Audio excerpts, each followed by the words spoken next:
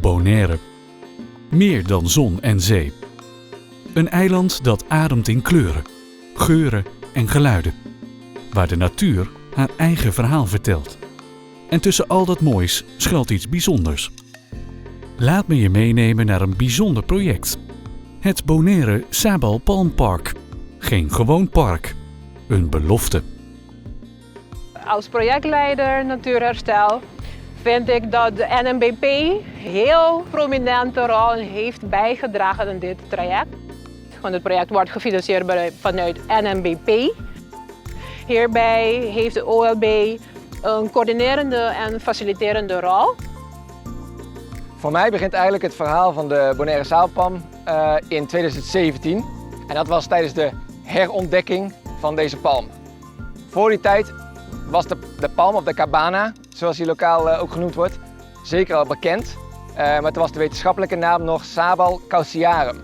En samen met een internationale palmenexpert hebben wij de Bonaire palm een nieuwe naam gegeven. De Sabal antillensis. En daar hoor je eigenlijk al in, de Antilliaanse palm. En vervolgens zijn we doorgegaan met het doen van onderzoek. En toen hebben we samen met die palmenexpert gevonden dat de Bonaire palm ook nog een aparte soort is van de soort die op Curaçao voorkomt. En op dat moment hebben we eindelijk onze eigen Bonaireaanse palm gekregen, de Sabal logidiana. En op dat moment zijn we ook begonnen met het schrijven van het projectplan voor het Bonaire Sabelpalm Park. Vervolgens hebben we dat ook ingediend, uiteraard bij OLB. En in 2024 zijn we eindelijk kunnen beginnen met de implementatie, met het start van het Bonaire Sabelpalm Park. Dankzij de financiering van het NMBP. Het volledige project zal 2 jaar in beslag nemen. En dat wil zeggen dat we nu, medio maart 2026, hopen open te kunnen gaan. Ken je de Bonaireaanse sabalpalm al? De Sabal logidiana, een palm die alleen hier voorkomt. Deze zeldzame gigant is Bonaire's groene schat. Oud, wijs en zeldzaam. Het soort natuur dat je niet kunt vervangen als het verdwijnt. Hij komt alleen maar voor op Bonaire en dat wil zeggen dat hij is endemisch. Endemisch wil zeggen alleen maar binnen een bepaald gebied. Daarmee is het dus ook echt een Bonaireaanse palm geworden. Het is ook meteen de enige endemische plantensoort van het eiland. Dus het is een bijzonder unieke soort eigenlijk. Omdat het nu een eigen soort is deze soort ook meteen kritisch bedreigd. We gaan binnen het Bonaire Sabelpalmpark uiteraard de sabelpalm planten. Maar waar we voornamelijk eigenlijk op willen focussen is de natuurlijke regeneratie. En dat betekent dat we alle factoren, dus alle maatregelen gaan nemen waardoor de natuur zichzelf kan herstellen. Waardoor we dus betere omstandigheden creëren en een plek maken waar de sabelpalm zichzelf weer kan uitzaaien. We hebben zojuist de telling afgerond van de sabelpalmen op het hele terrein. En daarom weten we exact hoeveel sabelpalmen er zijn, zowel de grote als de kleine. Op dit moment zijn er nog 22 volwassen levende palmen aanwezig. Er zijn gelukkig veel meer jongere palmen aanwezig. In totaal zijn er 1653 palmen in het wild aanwezig binnen het Bonaire Sabelpalmpark. Dat klinkt heel veel, maar de meeste zijn erg klein. Met een ambitieus plan zet het Openbaar Lichaam Bonaire zich in voor de toekomst. Hun missie? Een natuurpark dat deze unieke soort beschermt. Voor nu en voor de generaties die nog komen. Het is eigenlijk aan het begin van een project ontzettend belangrijk dat voordat je begint met het aanpassen van het gebied of beschermende maatregelen toepast, dat je eerst gaat kijken wat is de situatie op dit moment. Want dan kun je namelijk aan het einde van het project, als je dus klaar bent met het beschermen van een soort bijvoorbeeld, kun je gaan kijken van heeft het eigenlijk wel effect gehad wat wij hebben gedaan.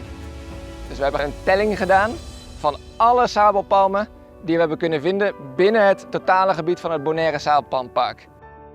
Datzelfde hebben we gedaan voor de aanwezige geiten en ezels die nu nog in het gebied zijn. Omdat we natuurlijk willen weten wat straks het verschil is als er geen enkele geit of ezel meer is.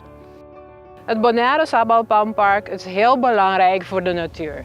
Dus we hebben te maken met biodiversiteitsbehoud. En we hebben daarnaast te maken met klimaatverandering, dus klimaatadaptatie. En ook het hele gebied hier is een leemgebied. Dus heel uniek habitat met heel veel belangrijke vegetatiesoorten naast de sabelpalm.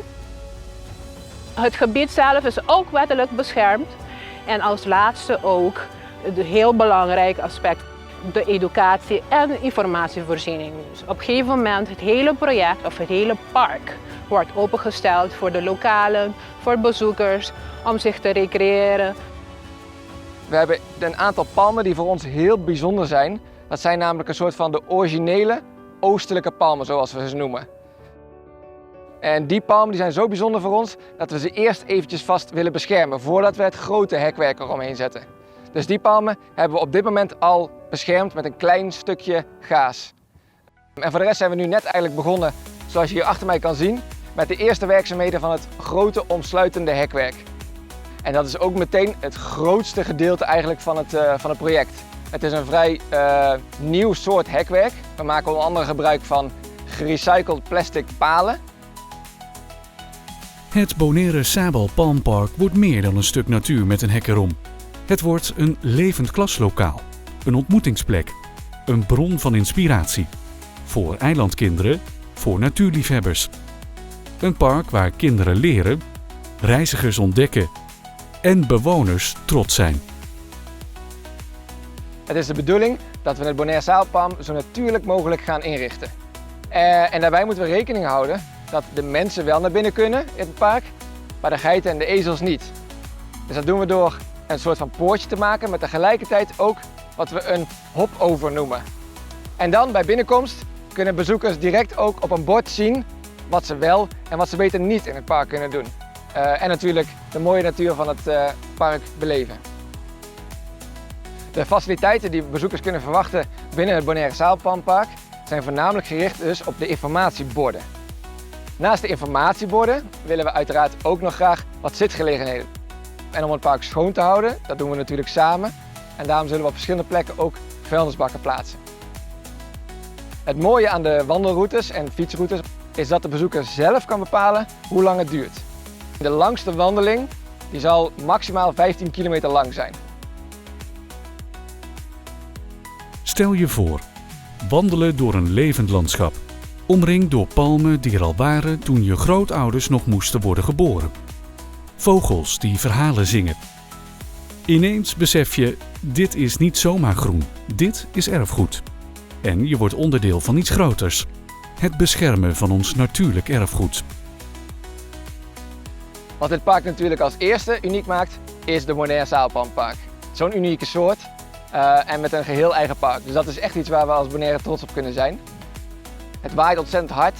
We zitten dicht bij de zoute kust. Je kunt het zout bijna proeven in je mond. En als we hier om ons heen kijken, dan is het een harde stenen ondergrond. De zon die schijnt hier fel. En zelfs in zo'n gebied zijn er nog ontzettend veel planten te vinden. En niet alleen zomaar planten, unieke soorten als de sabelpalm. Unieke soorten als de Auretea gildingi, een soort die nog niet eens een lokale naam heeft. Dus zelfs in zo'n gebied komen zo'n grote biodiversiteit aan soorten voor. Dat maakt dit gebied voor mij wel uniek. Bonaire's toekomst schrijven we vandaag met groene inkt. Duurzaam, levendig. Waar natuurbescherming geen hobby is, maar noodzaak. Waar elke plantensoort telt, zodat iedereen, jij, ik, zij, kan blijven genieten van alles wat dit eiland zo speciaal maakt.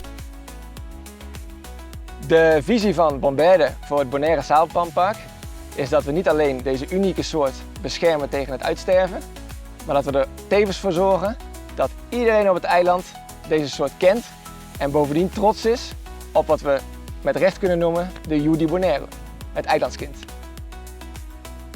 Het Bonaire Sabelpalmpark. Laat je raken. Hier groeit de toekomst van Bonaire.